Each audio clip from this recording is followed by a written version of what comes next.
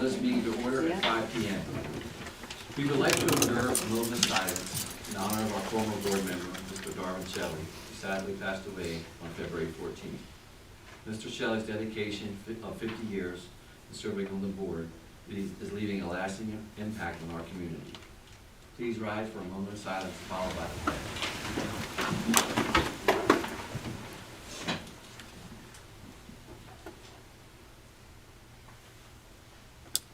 I pledge allegiance to the flag of the United States of America and to the republic for which it stands, one nation, under God, indivisible, with liberty and justice for all.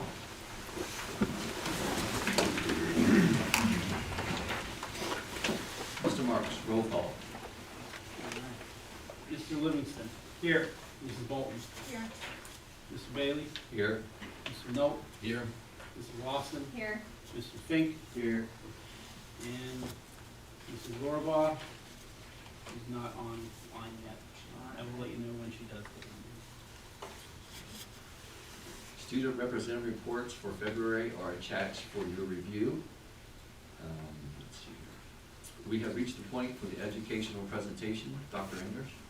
Thank you, Mr. Bailey. This evening we have Mrs. Grenier presenting a little bit about some AI progressions that we're making here in the district, and to introduce a little bit about her work. Mr. Buchanan will kick this off. So, Mr. Buchanan. Okay. Let me just turn this on real quick. For those of you who haven't had a chance to meet Ms. Grenier, Ms. Grenier is our technology innovation specialist. She's only has been in this role for about a year and a half, but she's been doing a great job, and she gets around to all the buildings. She meets regularly in all the different buildings, and really has helped out a tremendous amount. In fact, she's the only person in our technology department that I have to help on the educational side of technology. Everybody else is technical. She's our only person that we have on the educational side that really helps us out. So during the McGraw-Hill stuff, she's our lead person in there. All of our other educational programs, video, Canvas, all those kind of things. She's our main person, and she's been doing a great job because she also does all of our professional development with technology and tech camps and that kind of stuff. And she's been leading our professional development on AI, and that's where she's going to sort of tell you about some of the stuff that she's done with staff and some of the stuff with our committee that we've been doing. So, Ms. Grenier. Thank you, Larry. Hi, everyone. Thanks for having me tonight to share with you where we're at in our AI journey in New York. So first, I just wanted to start off with why AI? Why AI in education? What's the benefits to it? So in addition to helping teachers personalize learning and giving that immediate feedback, I don't know if you've ever had that happen to you in real life, where your boss or something has not had an opportunity to give you that real feedback quickly. It cannot always be the most helpful for you. So at immediate feedback, but it also allows for opportunities not previously available, like having a conversation with famous people like King George III, right? Who wouldn't like to have a conversation with him, or Abraham Lincoln or somebody like that, to see their thoughts and insights to things. Or even doing such things like simulating lab experiments that we maybe don't have access to in our high school or middle school classrooms. So those are just a few of the quick benefits that AI can give to us. Where we started? Well, we started last summer with some teacher training. Like Larry said, I did some professional development, and teachers could choose to learn more about AI and how to work with AI. So through the course of that, I think we trained about 66 to 75%, somewhere in there, of our teachers about what AI is and how they can use it in their classrooms to help them create lesson plans, to help them find ways to engage their students, to help with their proficiency scales and things like that. I've even had teachers say things to me like, when normally would take me hours or days to do, they were able to do in minutes. So it's really able to save teachers a lot of that, some of that extra time, and then they can devote more time to working with their students, which is really what we want for them. Another thing that I know you've heard about this year is that we do have an AI steering committee that we've met 3 times with since November. And some of the highlights to come out of that AI committee were guiding principles for use, an acceptable use policy for student use, and we had a really wonderful student panel discussion the last meeting, so I felt it was really valuable and really insightful. So these are the guiding principle draft that the committee came up with so far. Teachers and students should be transparent regarding their use of AI. AI should be used to enhance research skills, not replace them. Student privacy and data security protection are a priority for us. AI should be able to foster critical thinking skills, including understanding bias, hallucinations, and data origin. Clear expectations and safety practices should surround AI use in the classroom. And AI will shape students' futures, making it essential to prepare them for its impact. Feel free to stop me if I'm going too fast or anything at any time. Another key part was this acceptable use graph or chart that we kind of came up with to help guide teachers and students as to what could potentially be acceptable use of AI in the classroom. It's all the way up. I would start at 0 with no AI use at all, down to full AI use with human oversight. That human oversight, of course, is really important. But other than just giving this to teachers and students, it's going to be really important that we have conversations with our students about what those things mean. Because it could mean something different a little bit, and I have some examples to show you, in different ways. Because even if you think no AI use at all, you think that's pretty obvious, well, what about spell check? What about Grammarly? Some teachers might think of that as AI use, and some teachers might not, depending on what's being used. So even that, we definitely need some discussions. And so I thought what might be nice to help you understand this a little bit is I have some examples for you, and maybe we can even look back and try to determine where in that chart it might work. So full transparency, I had ChatGPT help me with this. They came up with the assignment for me, why is the First Amendment important in a democracy? And then I also had it write the example paragraph answer on the left. I did tell it to write it as a 10-year-old. That's a really good 10-year-old response, I have to say. Might know it just because I wanted to be able to give me some better suggestions and things like that. On the right-hand side, I use something called School AI, a chatbot that I created in there, and I asked the chatbot to give feedback on the response. And so you can see the kinds of feedback that it gave. So when you look at this, without trying to read it all, where do you think that might fall? Is that AI-assisted editing feedback, enhancing? Number 2, brainstorming, generating ideas, and rewriting? Or is it a complete product? I would argue it's probably about a 2, in my opinion. But some people might try to, students might argue for that's a 1 or something. So that's why we need to have these conversations about what exactly does it look like. Here's another one. I used Google Gemini, which is a chatbot similar to ChatGPT if you're not familiar with it. But the nice thing about Gemini is because it is Google, it does not take any data for training. So anything I put in there, it doesn't take any of that training data back for training. So that's an important thing to keep in mind, which is different from ChatGPT.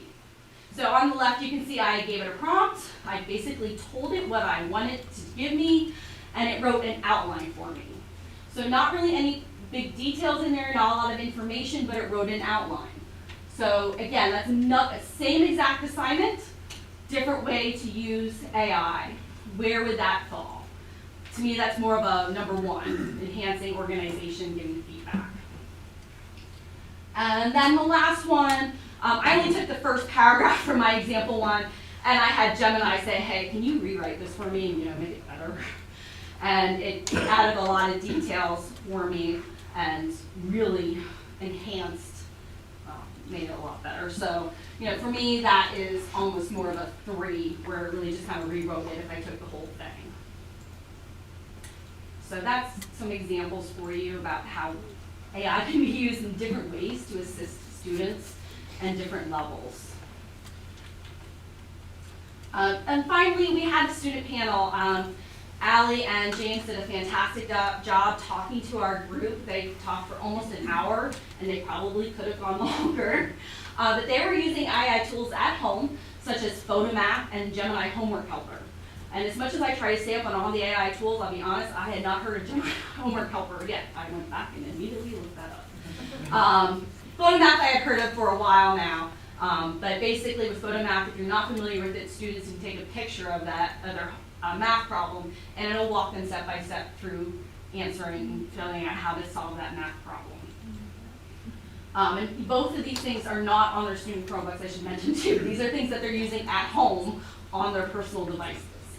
But they felt it was really important to understand the best practices of using AI. They really stressed that very much, especially Allie, and said that she felt many of her peers didn't know the best practices for using AI. And they both felt that AI used as a tutor or homework helper when their teacher wasn't available, like at home, 9 o'clock and 10 o'clock at night, when they're doing homework, was really valuable and helpful to them. And so kind of where are we at now in our AI journey here at Eastern? Well, we need to develop an AI policy. As you can see, there's many different ways students could use AI, and we just need to make sure that we're all on the same page about acceptable use and things like that. And then we also need to determine the best way to teach students about AI and also how to work with AI for educational purposes. The About AI is more learning about giving a good prompt, biases in AI, hallucinations in AI, which if you don't know what that is, basically AI can just make stuff up. If it doesn't know the answer, it can make stuff up. And it's been known to do that for doctors and lawyers in court cases where lawyers have been like, hey, give me some court cases to prove my point, and it made up court cases for them. So it just really fully teaching students about it and with it, which is what we've been doing with teachers so far. So, yeah. And finally, just a huge thank you to all the members. You can see it was a nice big group who were participating in our AI steering committee. So that is where we're at now. Do you guys have any questions for me? Is there anything I can clear up or? I'm curious. The basketball game? When we did like an assessment at the very first meeting, we had some parents there that were using AI like every aspect of their life and even with their kids. Mm-hmm. And then you had some parents who were like, I never want to use it. And it would have been interesting to hear the perspective of the parents that were like, I'm never going to use it after we had that committee. I don't know if you had any conversations with any of those parents, but. No, not yet. And honestly, I thought like one of the biggest challenges would be how do we educate parents on how to use this and have conversations with their kids? Because I think our kids are going to pick it up very quickly. But like anything else, you have to have parameters and make sure they're using it in a safe way. Mm-hmm. If I may, as you know, we've talked about this item pretty a lot around the district and at this boardroom.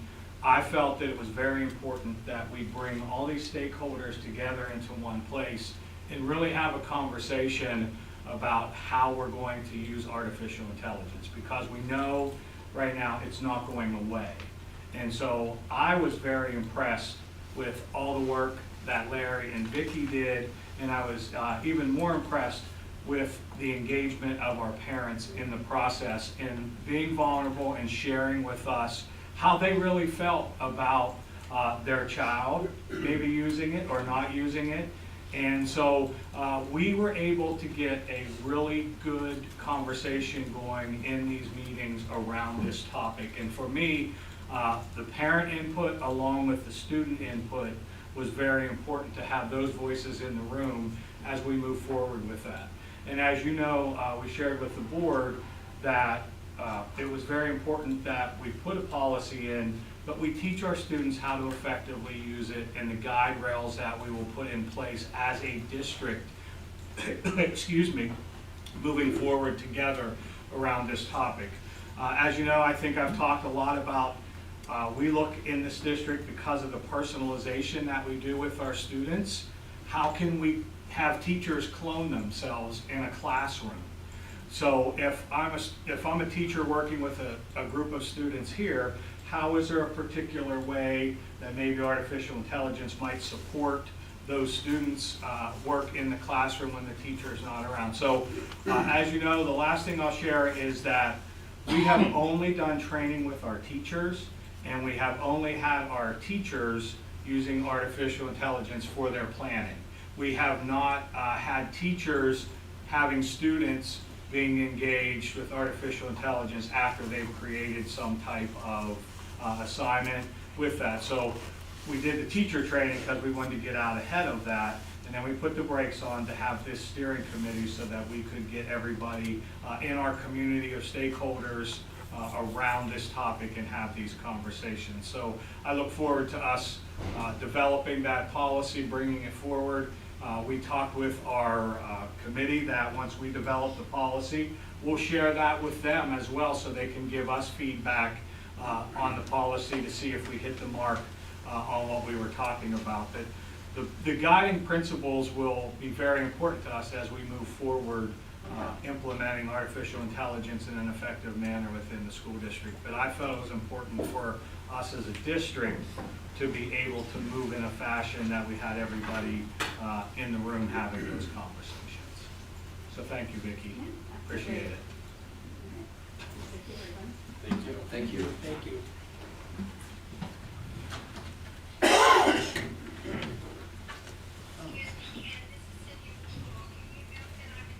Yep, I saw you, Cindy was in at 5:02 then. We have reached the point of the meeting for the hearing of the patrons on agenda items only.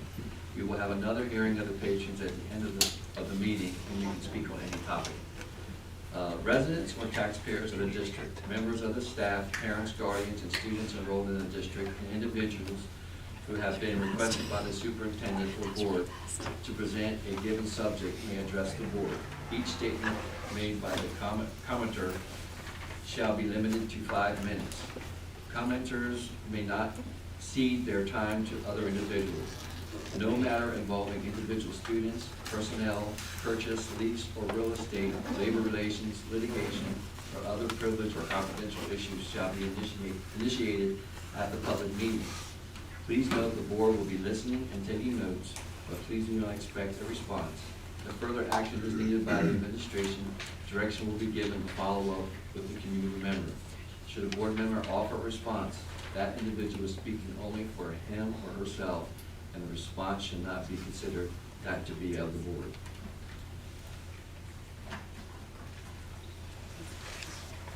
Is this one we talk? I thought we said that. Is this one? Hi, my name is Cindy Rose, I'm in Howland Township. I wanted to speak about the policy you have, 216.2, regarding the name and preferred pronoun. I disagree with the proposed policy. As far as I'm concerned, this board's job is to make sure that our students get the best education possible in a safe atmosphere. I feel that this policy will not make anybody feel safe here.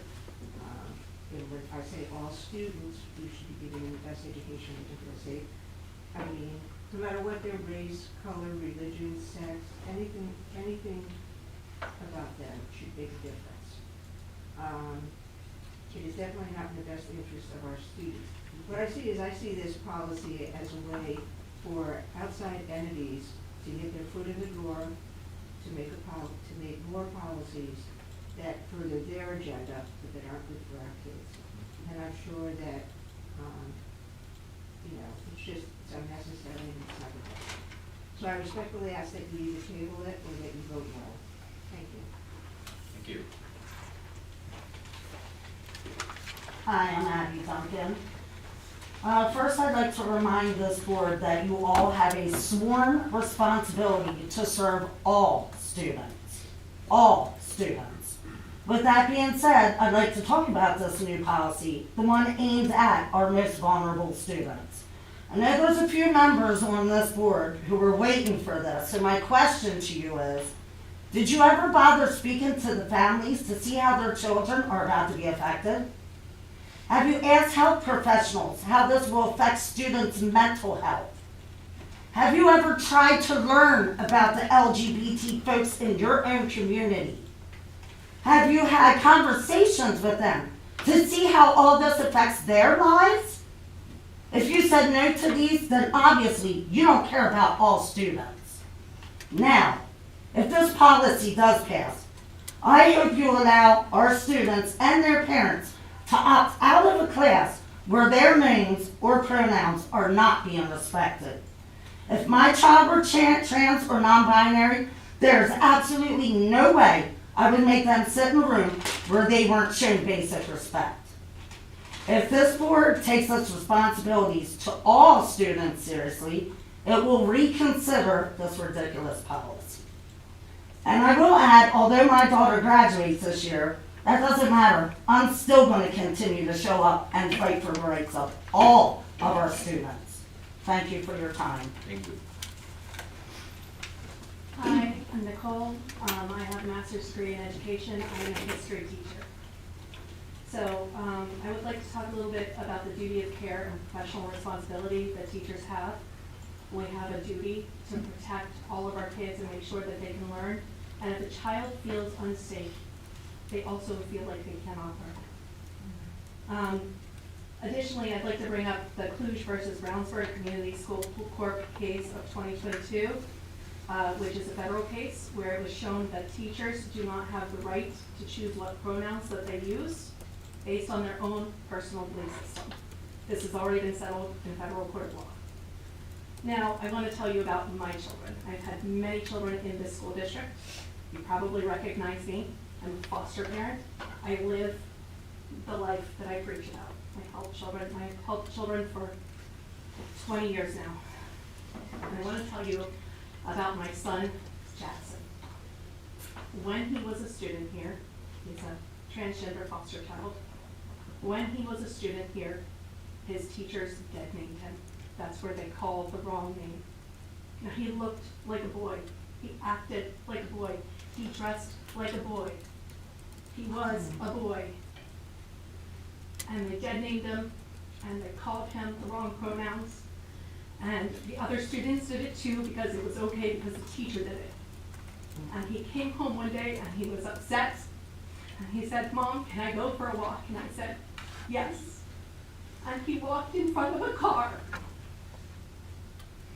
from this school. This school brought that on. This school allowed that to happen. He walked in front of a car. So if you're wondering if your teacher's rights to believe whatever they believe, which is against the federal law already, if you're wondering if that trumps my child's safety and mental health, it does not. It does not. And I am talking from firsthand experience. And I am talking as a teacher who loves my students and who wants them to excel and do amazing big things in the world, but they cannot do that if they are dead. We are not talking about something minor. We are talking about one of the most vulnerable groups in the United States. We are talking about kids who've taken their lives in higher numbers than any other group when they don't feel supported. If a school has policies that are anti-bullying, anti-discrimination, the suicide rate drops by 40%. 40%. You can save 40% more lives by saying, please use the right pronouns and please use the right names. I know it's hard, I really do. I know pronouns are tricky, I know that too. I know that it was difficult for me to go from this name to this new name. It was hard. I say this as a parent. It's hard, it's uncomfortable, it's difficult to explain to families, it's difficult to explain to friends. But it's better to have a live child who's difficult than a dead child. And by the way, this school never followed up with me. They never reached out. They never checked on why my child never came to school again. And it's because of the teachers here. That's why my child never came back here. Thank you.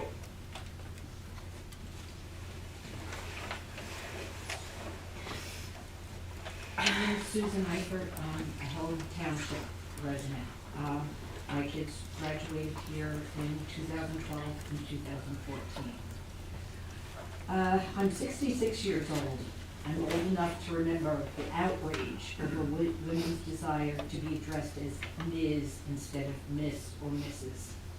It has been almost 50 years, and the use has become commonplace and acceptable. Some may not be old enough here to even remember this, be aware of this ever being an issue. I'm here tonight to let you know my thoughts on your proposed ban on using desired pronouns to address LGBTQ plus students in the thinly veiled name of religious intolerance. I find it absolutely outrageous that a group of elected adults find it necessary to invalidate an entire group of students due to potential swooning over the use of new words that do no harm to you, but make some students feel like they do not belong. It cannot be an easy thing to be an LGBTQ student, to live their authentic lives. You, the adults in the room, seem hell-bent on making them feel they are less than and not welcome in the Eastern York family. Please vote no.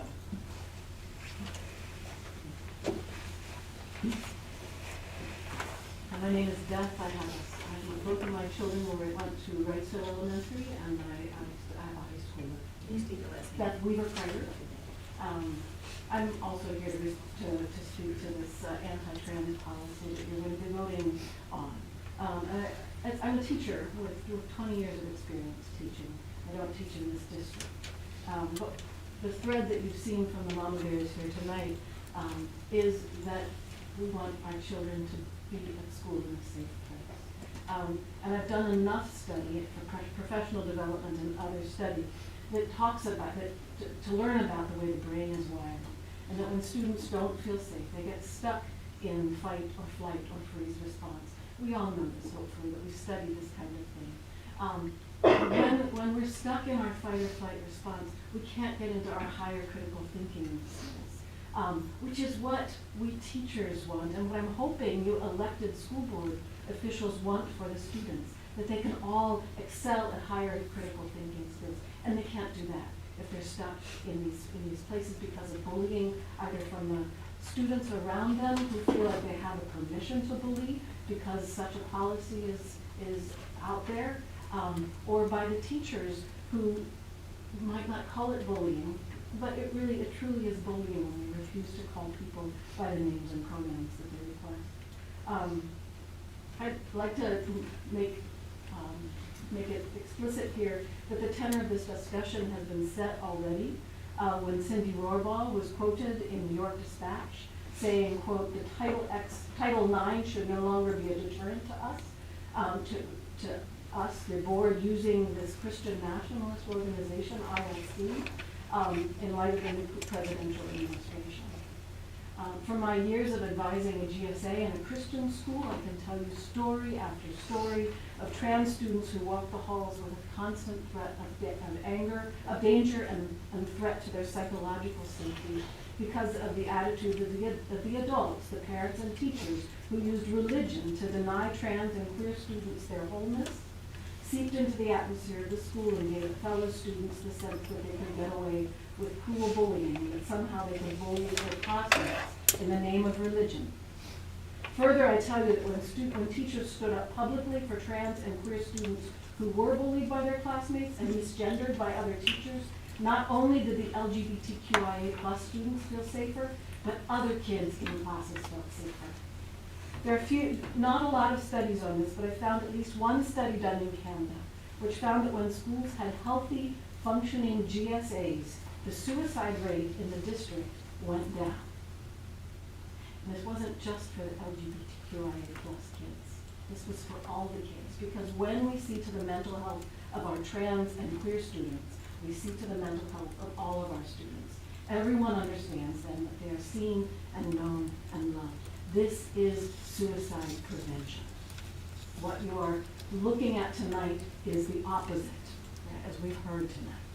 This policy you're debating will create a hostile and unhealthy environment for trans students, which creates a hostile and unhealthy environment for all of your students. I want to close with a caution about legalities. As two PA lawyers noted in a meeting this week for Pennsylvania teachers to learn about our rights in the context of all these new executive orders, the Pennsylvania Human Rights Commission, the PA anti-discrimination laws predate the U.S. Civil Rights Act of 1964, and this prohibits discrimination under many, many different categories. One of these categories is sex-based discrimination, including sex assigned at birth, gender identity or expression, affectational or sexual orientation. This policy you are debating tonight appears to me to fall right in to the discriminatory practices prescribed by the PHRC. So I would hope that your solicitor is giving you good advice regarding Pennsylvania's laws as well. And I urge you to prioritize the safety and well-being of your students above the comfort and discomfort of your teachers. It's suicide prevention.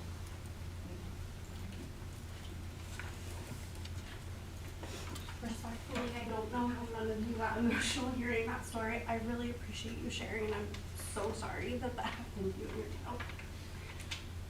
My name is Cassandra Jackson, a parent to a kindergartner in the district. This is my first time speaking here, so I'd like to say that I appreciate the time that you have all dedicated to our school district. I do believe that most of you have good intentions for serving here, and that does not go unnoticed. Although the proposed policy 216.2 does not directly affect my family as of now, I value the rights of all members of our district. I've viewed the changes to the proposed policy and have a few concerns for the safety of staff members and students. Unconstitutional compelled speech sounds like an excuse to allow bullying in our district. I believe in the First Amendment, but I also believe in consequences for the words you choose. As an example, my kindergartner and even my 3-year-old have a spicy vocabulary, but understand that the words carry meaning, and if they choose to use words they know to hurt someone else, then there are consequences for that. In addition to being a parent, I'm also a social worker. My profession's guiding principles include self-determination. Despite your own personal beliefs, our students and their caretakers have the right to make decisions for themselves. This includes their identity. When I was in school, I asked to be called Cassie instead of Cassandra, and no one batted an eyelash despite it not being the name on my birth certificate. Referring to people by the name they choose for themselves is a very easy thing to do. Are you aware that suicide is the second leading cause of death for children ages 10 to 14, and the third leading cause for teens and young adults ages 15 to 24? Did you know that LGBTQ youth are more than 4 times as likely to attempt suicide as their peers? If you have never had a conversation with a transgender youth, I encourage you to do that before making this decision that will impact their daily lives. My understanding is that there are several students in our district that your policy will impact. I would be willing to bet that they'll tell you school belonging and identity affirmation makes a big impact on their mental health on a daily basis. In fact, studies find that bullying and being rejected by their community are major risk factors for suicidality of transgender persons. If you are allowing students and staff to disrespect the chosen identity of LGBTQ persons in our district, I would like to know how you plan to protect those LGBTQ staff and students from having to interact with those bullies. No one deserves to come to school or work every day and be bullied because of this board's interpretation of unconstitutional compelled speech.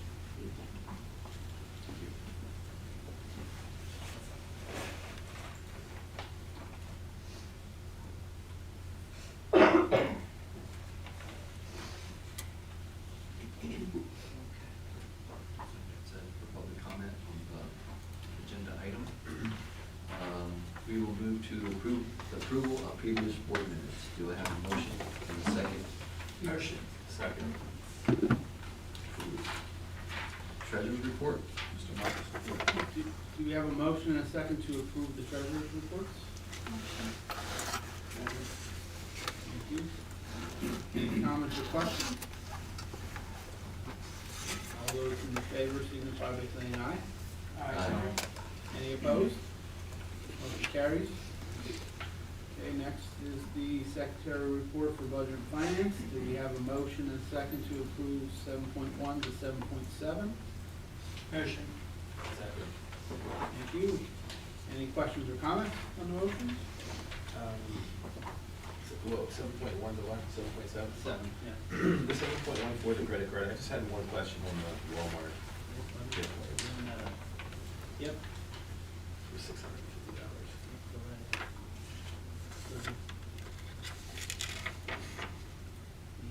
The SERF is the Student Emergency Relief Fund, those two underprivileged kids.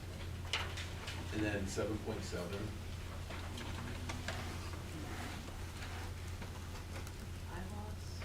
yeah, Isn't that like for the? That's our security filter, our internet filter, gotcha.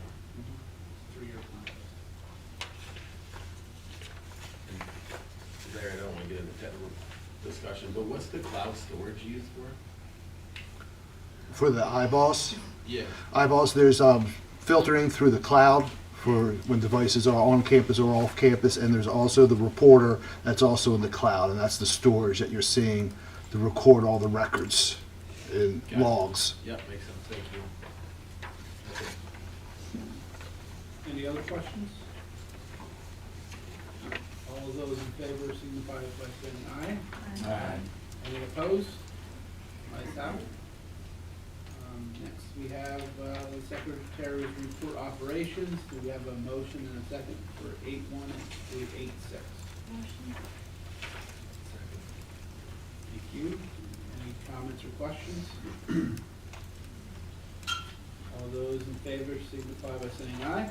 Aye. Any opposed? Motion passes. And we don't have anything tonight for disposals or donations. Thank you, everybody. Thank you, Mr. Marks. Personnel, Dr. Mancuso. Thank you, Mr. Bailey. First one, superintendent report personnel, motion to approve 10.1 through 10.8. Motion. Second. Okay, we have a motion and a second on 10.1 through 10.8.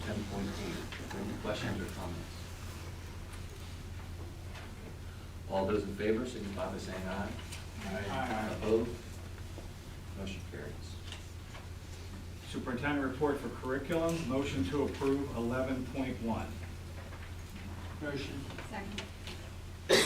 Okay, we have a motion and a second on 11.1. Are there any questions or comments?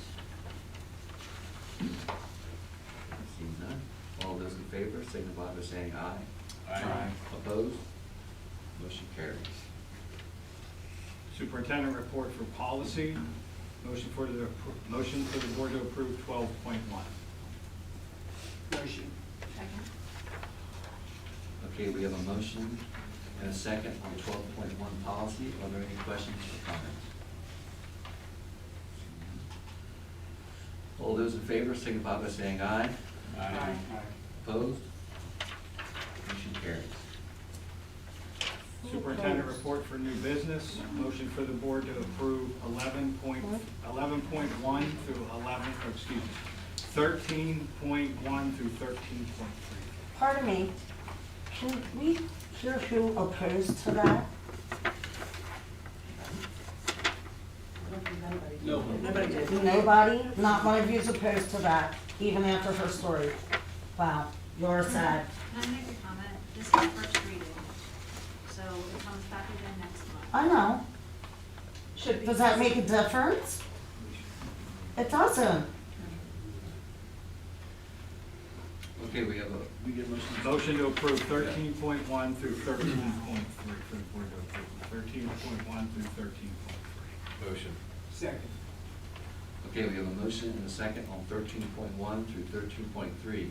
Are there any questions or comments? Seeing none.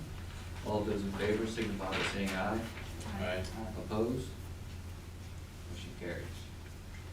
That is all the business I have for the board this evening. Thank you, Mr. Bailey. Thank you. President's report, you received the information listed items. New board picture will be taken on March 18th, regular board meeting. If there's anyone who cannot attend the meeting, please let It's me know. not regular, I'm sorry. It's the committee. Operations. Oh, I'm sorry. Yeah, sorry, that was my bad, because we moved it again. We did move it. Yes. So it's the 18th, it's the Tuesday meeting.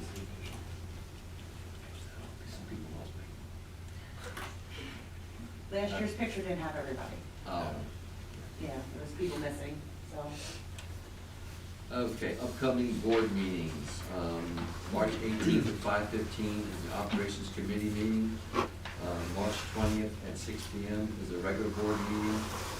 And again, notice the picture will be taken March 18th. Committee reports, operations, Mr. Livingston. Thank you, Mr. Bailey. I just have a couple things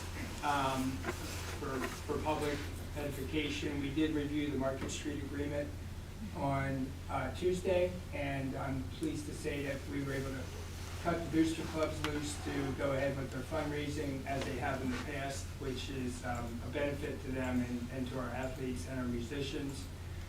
We got a budget update from Mr. Marks. It was a bit gloomy, but we will persevere and get through that as we work through what the funding looks like. And we got a great update from Dr. Malloy on how the program that she's been implementing has been benefiting our students and really paying dividends. So that was appreciated as well. That's all I have. York, LIU. No meeting. We meet next month, so I should have something thereafter. York County School of Technology, the report is attached. The authority, Ms. Lawson. Yeah, I'm fine. York Adams Academy, Mr. Fink. Just that we had a slight increase of $100 per seat that we just approved earlier. But other than that, everything is going smoothly and having more graduates. We reached the point of the agenda for final board comments. Yeah, I have something. I'd like to bring up a policy, the sex-based distinction in athletics. I know it was sent to you and we discussed it as a board. Do we have any pros of moving forward with this? Anybody have any comments on that?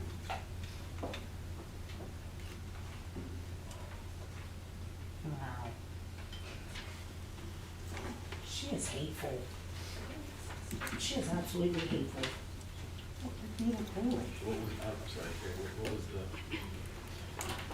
The sex-based distinction in athletics. I know we listened to you, Doug, so, and the board discussed it. Wow. No one's gonna say anything about it? Any comments? I'd like to make a comment.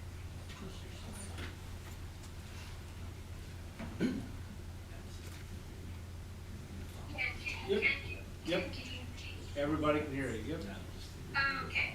Yeah, I'd just like to say that a draft for this policy has been submitted to our board president. Doug, do you have that in your possession? That was sent to the solicitor for review. Okay. Okay, so the point of this athletic policy is just to protect women's sports and to protect their private spaces. So the draft that was submitted, then when the school board members get that, we should all review it and then we can work on it together from the draft. That's all I have to say. Okay. I'm confused. What, is there supposed to be discussion on that now, or what? Well, this is just board comment. I think what you're asking for is you want something to be on the operations committee for next month. We could add that to the operation.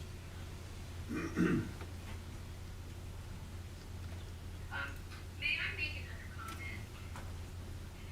I'd like to comment on policy 216.2 and just, I'm not sure, I'm sad to hear so much emotional reaction to the policy because I think if people read the policy, the main thing this policy does is it's accommodating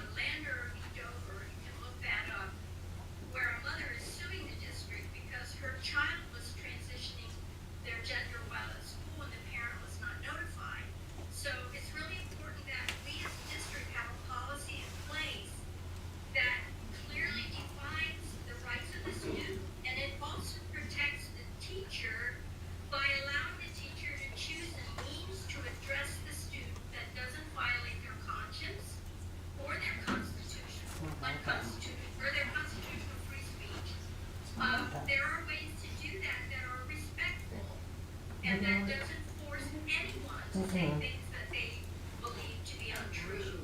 So, Yeah. this policy really protects everyone. It protects the student, it protects the teacher, it protects the district. So I'm just baffled why there's so much comment saying that this is a policy that's anti-LGBTQ and is aimed at transgender students and that it's, you know, religious intolerance. It's not any of that. If you go back and read the policy, this is all about protection for all of our students, our parents, and our staff. It's a good thing we have school choice. Right. Then where is she? Why isn't she here? Is that all, Cindy? Yes, that's all. All right, thank you. Any more board comments? How about public comments? Coming up next. Okay, we have reached the point of the agenda for public comment. This can be on any topic, and I do want to reiterate a 5-minute time limit, which will be kept by Mrs. Beard.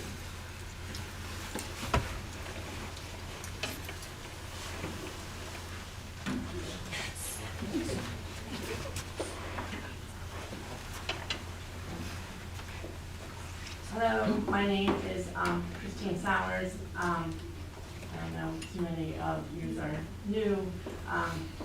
I am the neighbor right down the hill. I live at 580 Cool Creek Road. And I'm just coming to ask what the board's intention is with the new school. I attended the Helm Township meeting where they did not pass for the school to have open, I guess, application or whatever, that you just have to reapply. So I'm just wondering if this new board's gonna stick to their fiscally responsible that they ran on.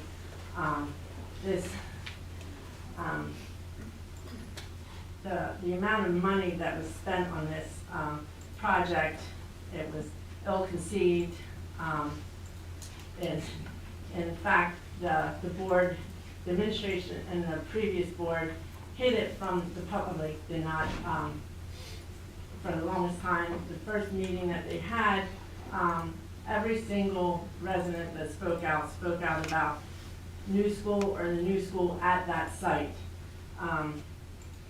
So, you know, I'm just wondering what the intention is. I don't have any kids no longer in the school district, but I'm a neighbor. I receive a lot of runoff from the school. I have a whole bag back there of every meeting I attended, all that I researched, the school type that is proposed. I researched the cost. I don't see, you know, they say what's less than $1 million difference in options. I'm not a builder, but I have enough common sense to know that that is not correct. No way it can be, let alone the amount of money that has already been spent pursuing the option of building next to the high school. If you think that Helm Township the first time passed it and that you'll get it through, I attended every single meeting. The only reason it went through is because most of the steep slopes at the time were in Lower Windsor, and they didn't want to pursue, they just said, it's in Lower Windsor, the steep slopes were not, you know, a good majority were against. They didn't want to spend the expense of litigation, since they knew that it had to go on to Lower Windsor. So I'm just wondering what your intent is, and just to let you know that it would be additional waste of taxpayers' money to pursue that. I'm not saying that we don't need a new school, I'm just saying it should not be there. And back to my thing, I also got tons of pictures of what it's doing to our property. Thankfully, the reason I knew about the original meeting, not because it was not posted on the website, it was not put on Facebook, it was not put anywhere for people to know. My state rep, his assistant notified me because our driveway was washing away.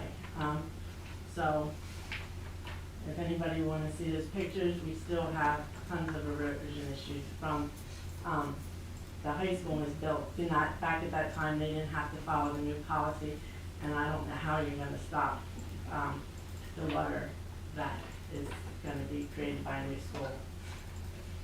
So, thank you. Thank you.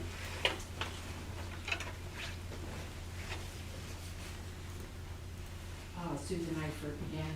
I just wanted to make a comment about the sports flag that's gonna be coming up about having males on female teams. Back when my son graduated in 2012, there was a male playing field hockey.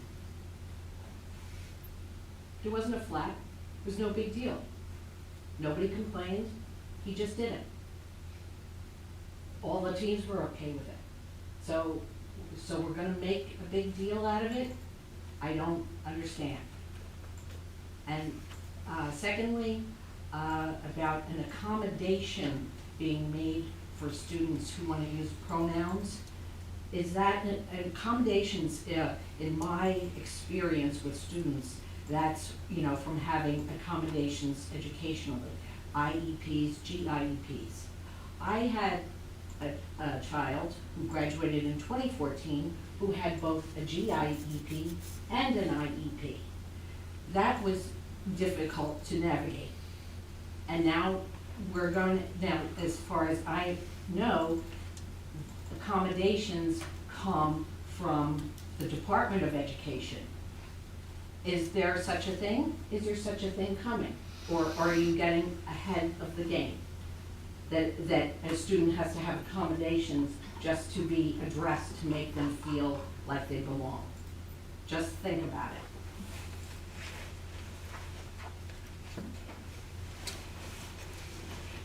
Hello again, Nicole. I would like to ask a question, and that's why do you feel the need to target transgender kids? They're what, 1, 2 of them? That's not a huge threat. They're not harming anyone. So they just passed that big, no trans athletes thing. There were 10 out of 510,000 students, athletes.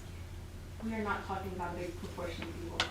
We're not talking about enough people to slam down the doors and cause real harm. We're talking about a minority group. They're so small. There's so few of them.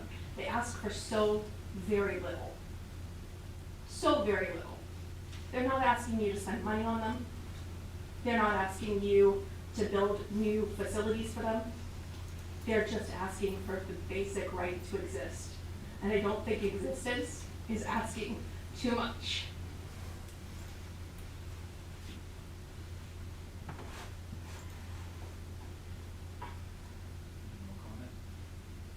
Seeing none, do I have a motion? Okay, yeah, that's fine. I'll zip it. Do I have a motion and a second to adjourn? Meeting adjourned. Okay.